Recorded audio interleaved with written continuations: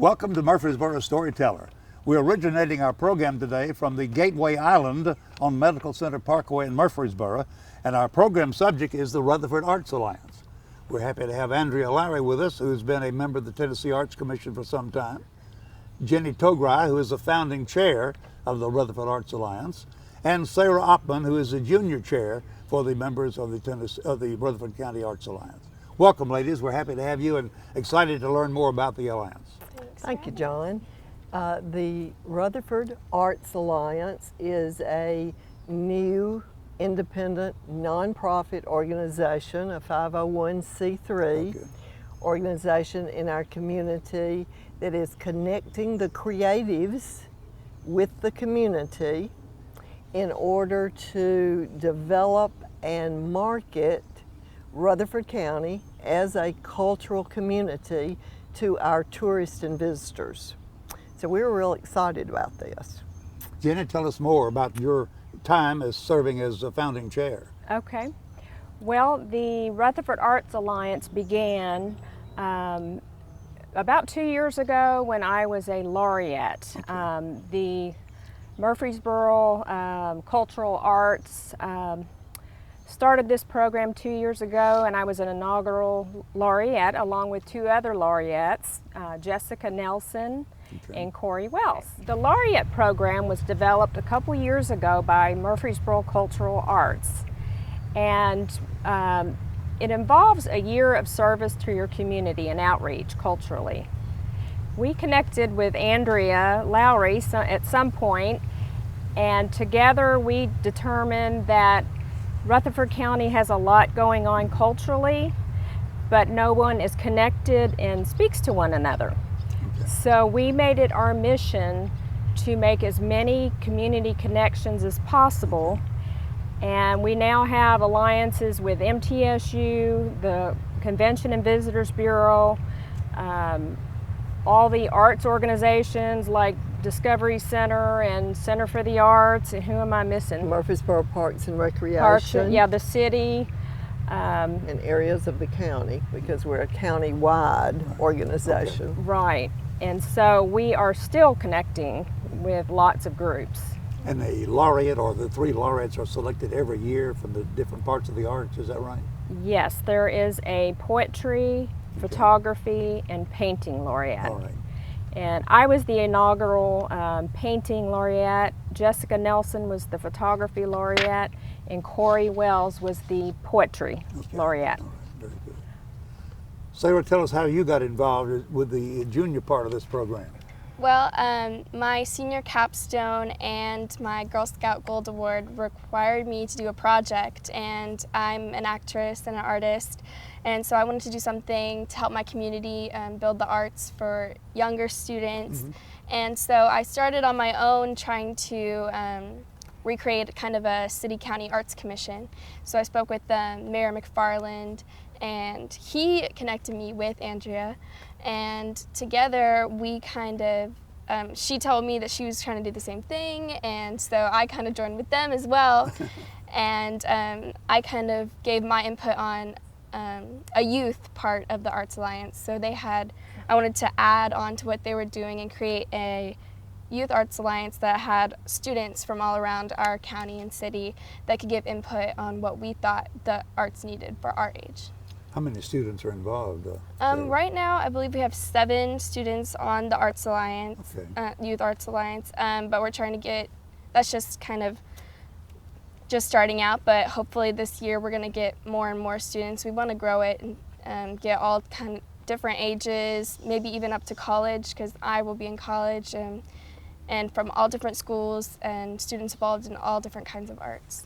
And much of the work, as I understand it, will be displayed here around the island, as a matter of fact. Is that correct? And that's correct, John. One of the things that we wanted to share with you was why the Alliance, we felt the time was right for this organization. And there were 3 studies that helped us precipitate this idea.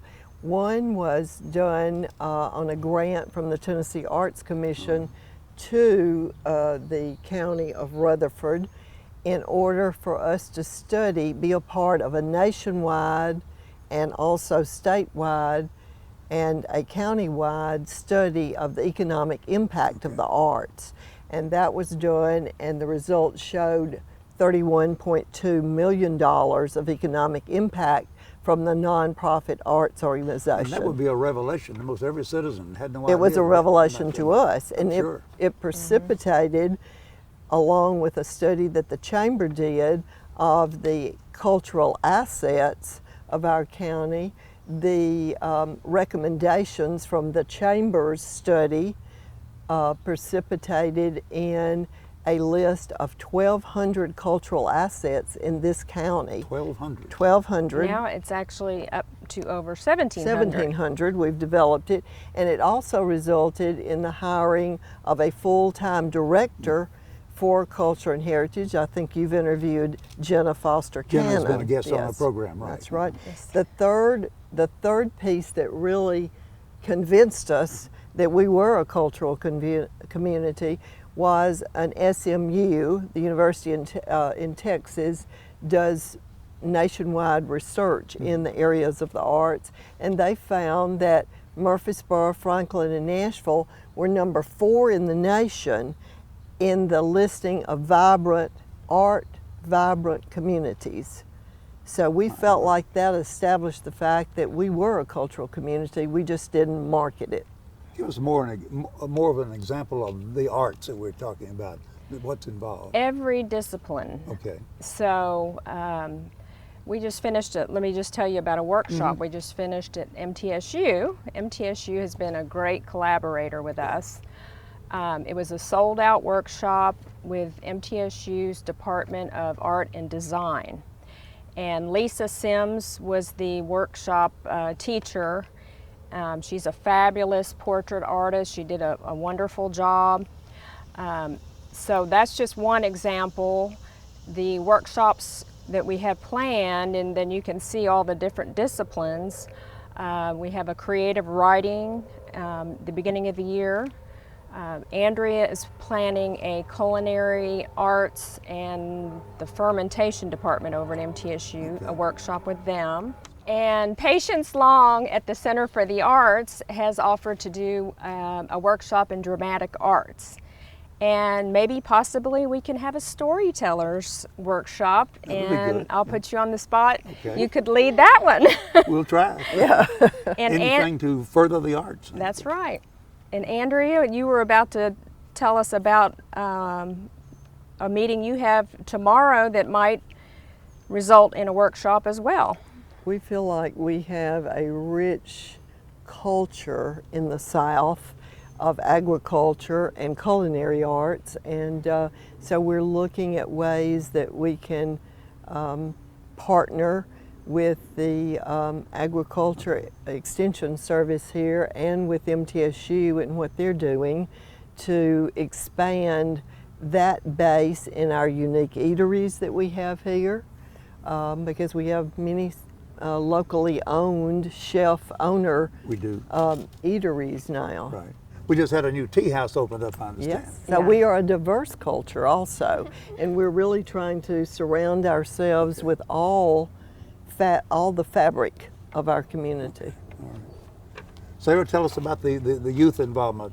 As a matter of fact, tell us what you have there next to you. Yeah, so the youth advisory, we've been working with an Eagle Scout. His name is John Summer, and he created these little libraries. So he built them, and we partnered with him and 3 of the members of the Youth Arts Alliance, myself, Mira Patel, and Chase Lowry. We each got assigned a library, so he made 3 of them, and each of them are a little bit different than the other.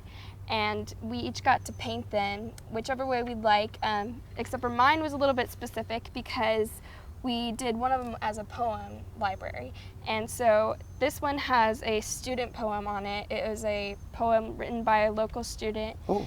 Yeah, it's an original poem, so I think they're from Central Magnet School.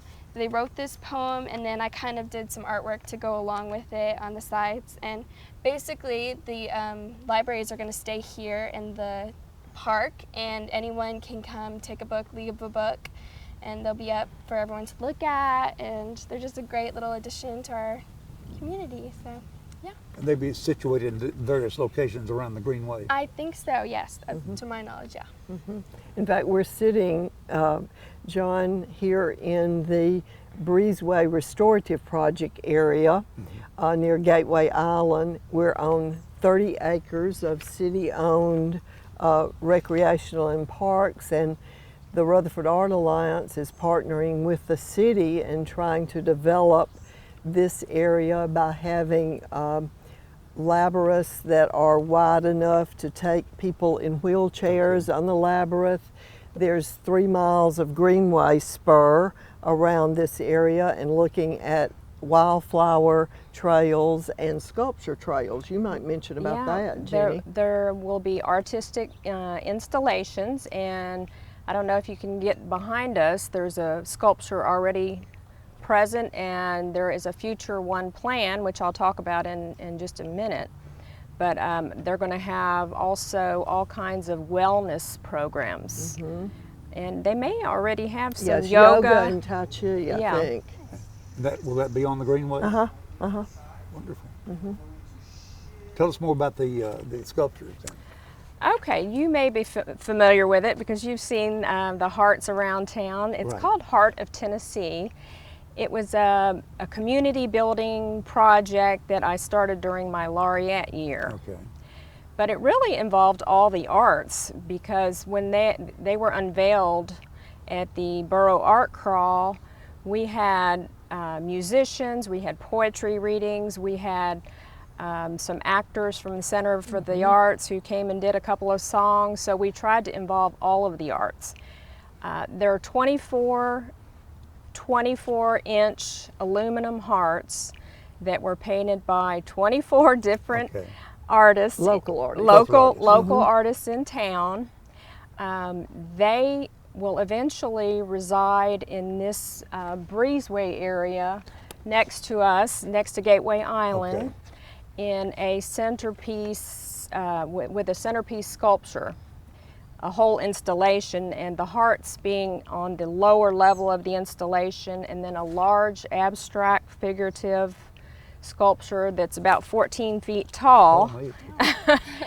And it was a collaboration with a bunch of people, including MTSU Concrete Management, Michael Baggerly, who is a sculptor, and he's an instructor at MTSU, and he fabricated the sculpture behind us. He will be fabricating this sculpture as well. And various artists and organizations. We had about 24 or more businesses who sponsored the hearts and helped pay for this whole project. So we've had a lot of involvement. Do you need more hearts to be painted? We don't need more hearts. We need more money. That's all right. That answers the question. Yes, because this sculpture is going to be on a landfill, you cannot dig into the ground. So it's going to take a huge concrete pad to displace the weight of this 14-foot tall sculpture. So there'll be a large pedestal, and that's what MTSU Concrete is making. And that will be where the centerpiece sculpture sinks, and then a large pad. And there'll be a seating area and of course space for a wheelchair to go around. So it's quite a big project that we had phase 1 paid for, but we have 2 more phases on this project that have to be paid for. So if anybody is interested in donating, there's a GoFundMe page, and you just / Heart of Tennessee Sculpture. Or they can make a contribution through the Rutherford Arts Alliance and designate it to the Heart of Tennessee. And they can also donate and designate to some other programs that we have going, such as murals that are in the works. You mentioned the former landfill. I guess we're on what was the farm of Ben Hall McFarland, who's former county executive. Seems only right that this absolutely. would be happening. I agree. Well, what about funding efforts other than what you had mentioned? Are you having any events that would charge admission or take the donations? Not for this particular one yet, but we have additionally applied for some grants through the Tennessee Arts Commission. Okay. The Tennessee Arts Commission actually funds about between $5 and $6 million a year across in all 95 counties of the state. Rutherford County gets just south of $200,000 in several different organizations. So that would be a possible funding source. And by the way, the money for those things across the state comes from the specialized license plates. Okay. And so we would certainly encourage everyone to support the arts through buying the personalized license plates. But we will have some other funding areas for that. Sarah, what else comes to mind about the youth involvement? Well, right now we're just kind of still figuring out what we need to do to become more of a youth Well, tell them council. about the mural that you all are planning. We are doing a mural. So one of our members, Mira, she's kind of leading a project.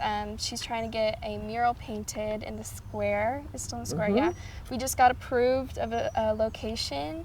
And so, yeah, we're gonna start painting a mural soon, and it's gonna be just a big representation of Murfreesboro. Okay. And the design will be either thought up by the artist or voted on by the community, and we're gonna have different people come and help paint it, and it's just gonna be a really great thing for tourists to come take pictures with or locals to take pictures with, and it'll also help promote other local businesses in the square and other things like that. What would you add as founding chair? Well, personally, other than on the alliance level, I feel it is my role to be an advocate for the artists in this organization and making sure that they are treated fairly and compensated for work done. Okay.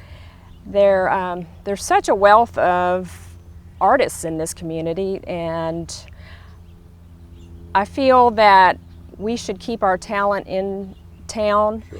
And businesses should look to our community before going outside of Rutherford County.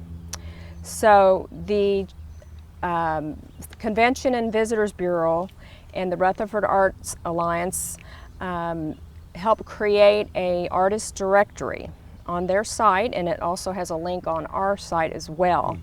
So if you're an artist in this town, you need to be on this directory because this is where people are going to find you. Okay. All right. And there's not a cost to be involved with it.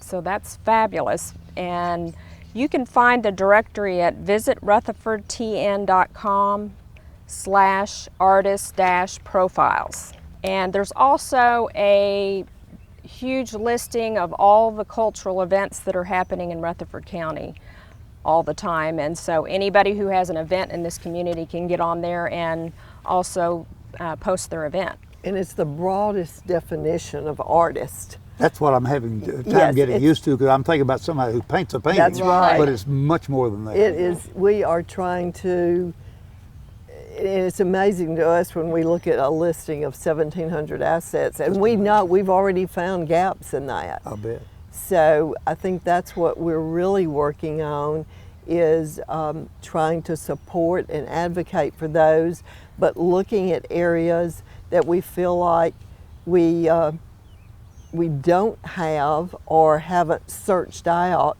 and increasing or inviting in those. For example, we have one committee that's looking at an artist co-op, a place for creative people who are makers of things in their home studios. Okay. It's very hard for them to get in a gallery, and they have to share some of their earnings. But if it was a cooperative that's been very successful in a lot of other cultural communities, then they can, have an outlet for their creative pieces.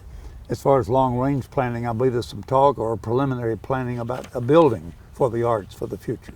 Yes, there is a group, and that group was forming about the time we were, a group within the music community. Okay. And the symphony are looking at a a big idea plan for a performing Yeah. arts That's what I'm center. saying. And this would be something similar possibly to the Adams Tennis Complex, Okay. where you've got private monies, you've got MTSU, you've got city and county going together to create something that is good for the entire community. And that would be the idea of an amphitheater, performing arts theater, so forth. So that, Gallery, yeah, yeah. the galleries and training and so forth. You know, we're close enough to Nashville that we can get a lot of benefits from their huge convention crowds I'm sure. coming over for a day trip. Plus the fact we're located right here in this breezeway. It's very close to our medical complex, but also very, very close to the majority of our middle range convention hotels now. True. So we have a lot of conventioners ourselves that want activities to do when they're here for the convention. So the chamber, through the Convention and Visitors Bureau, are working diligently to be very robust in our marketing of all of our sports and all of our cultural activities that we have going on. I believe, Jenny, you mentioned earlier the website or the address. Anybody could inquire about the Arts Alliance. I know you need to get more people involved, more artists. You mentioned over 700 different artists that you know about now. Is that right? 1,700 I mean, assets. 1,700. Well, Assets. when we mean cultural assets, that is any business, it is any artist, any performer. So, for example, A gathering place. a gathering place, businesses that support the arts. Okay. Describe a gathering place. Are you talking about like a restaurant or? The Or- Walnut House. Yes, a place where people can gather. The Blackman Barbecue. Oh, okay. Yeah. I mean, Yeah. there are all sorts of gathering places here. Right.